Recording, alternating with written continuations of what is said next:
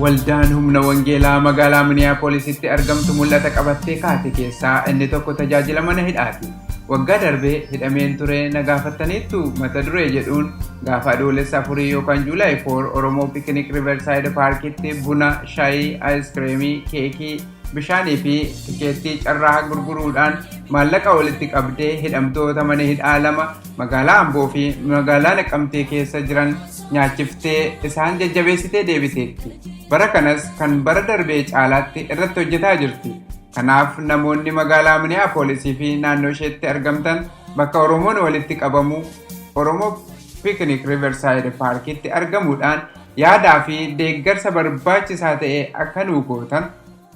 Namoonni bakka kanatti argamuu hin dandeenye magaalaa Minneapolis fi naannoo ishee keessa jiraattan akkasumas immoo biyya adda addaa kan jirtan kan mul'ata kana deeggaruu fi keessatti qooda fudhachuu feetan hundi keessan karaa iimeelii waldaa humna wangeelaa powerofgospelchurch@gmail.com yookaan immoo fuula marsariitii yookaan weebsaayitii keenyarraa lakkoofsa bilbilaa argamuun dabalataanis feesbuukii waldaa humna wangeelaatiin nu quunnamuu dandeessu.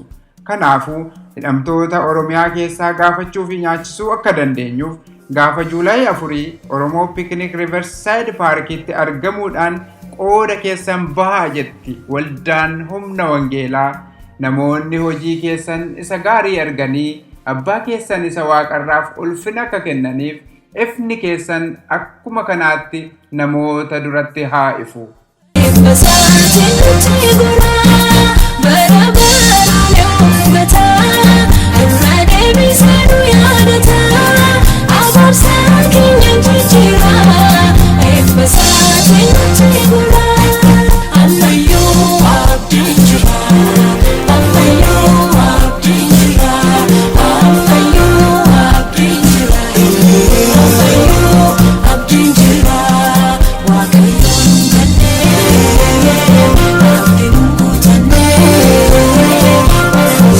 Just